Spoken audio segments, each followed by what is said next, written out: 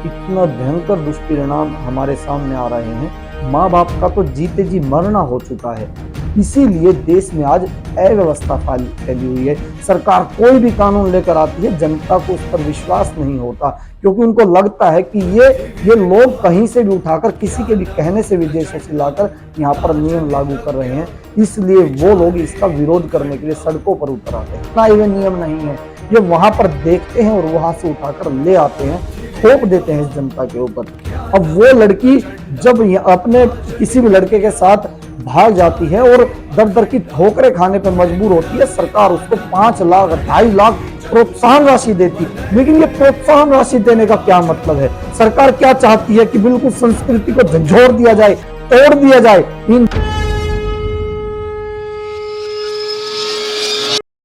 दशावरा व परिषद्धम धर्मम परिकल्पयेत त्रैवरा वापि वृत्तस्था च धर्मम न विचालयेत।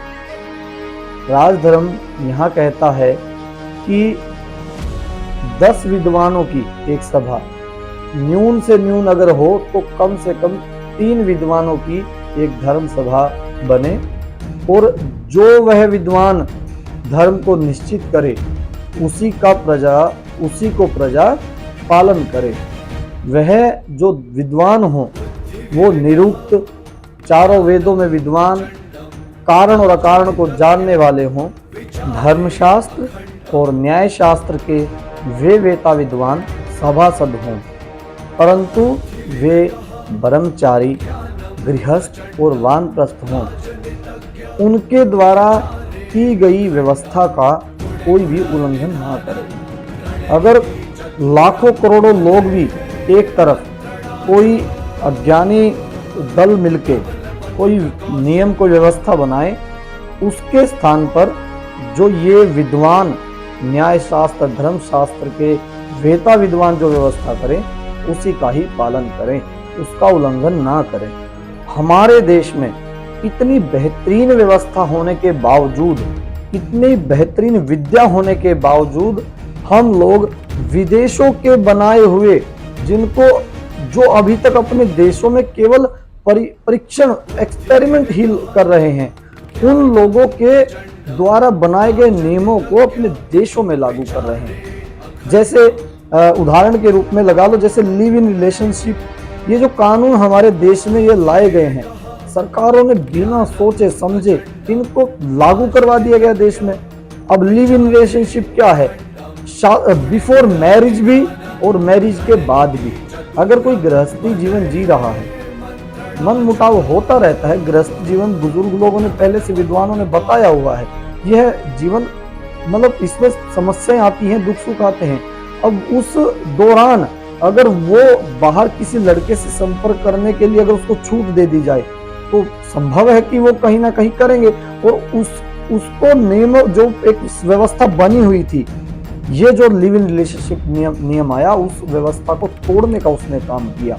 और बिफोर मैरिज भी अगर लड़की 18-19 साल हो जाती है, 20 साल हो जाती है, तो वह बिना शादी के भी स्वतंत्र कर दी गई कि उसके माता पिता से वह दूर रहकर और लड़कों के साथ बिना शादी किए रह सकती है। इस जो ये व्यवस्था दी गई है, जो ये नियम देश पर थोप दिया गया है विदेशों में से लाकर, क्या ये अव्यवस्था नहीं फैला रहा? अभी एक नई अखबार में देखी होगी आपने, न्यूज आई हुई है कि लड़की ने लड़के के साथ मिलकर, जो अभी लड़की नई बालिग हुई थी, उसने लड़के से संपर्क किया और माँ बाप को पहचानने से इनकार कर दिया। सोशल मीडिया पे वायरल है। और पहचानने से इनकार किया तो माँ बाप ने उसके पांव तक पकड़े, सड़कों के बीच में गिड़गिड़ाया माँ बाप। और लेकिन जब उसने नहीं मानी तो माँ बाप का दुख ऐसा झलका कि उन्होंने लड़की की उसी दिन से मरियत कर दी, और 13 दिन बाद 13वीं भी, और उसके बकायदा जो मरियत पर जो 13वीं के कार्ड छपते हैं वो छपवा कर वायरल किए। मतलब माँ बाप का दुख इस तरह से झलका कि उन्होंने जीते जी जो उनके लिए मरी समान उन्होंने मान लिया उसको। मतलब जो ये व्यवस्था बनाई जाती है, ये व्यवस्था जो विदेशों में है, वो लोग तो अपने देशों में एक्सपेरिमेंट कर रहे हैं। और हमारा देश तो विद्या से भरा हुआ है, धर्म शास्त्र इतने बेहतरीन व्यवस्था हमारे देश को दे सकता है, लेकिन हमारे देश के जो नेता हैं, जिनको जिम्मेवारी दी गई है कि आप लोग ऐसी नीतियां, ऐसे धर्म व्यवस्था ऐसी बनाओ, लेकिन वो यहाँ से बनाने की बजाय विदेशों से कॉपी करते हैं और यहाँ पर लाकर पेस्ट कर देते हैं, और वो अव्यवस्था तो फैला ही रही है। इतना भयंकर दुष्परिणाम हमारे सामने आ रहे हैं। माँ बाप का तो जीते जी मरना हो चुका है। व्यवस्था बनाने वाले हैं, नियम बनाने वाले हैं आज के, ये लोग विदेशों से लेके आते हैं, इनके अपने बनाए हुए नियम नहीं है। ये वहां पर देखते हैं और वहां से उठाकर ले आते हैं, थोप देते हैं इस जनता के ऊपर।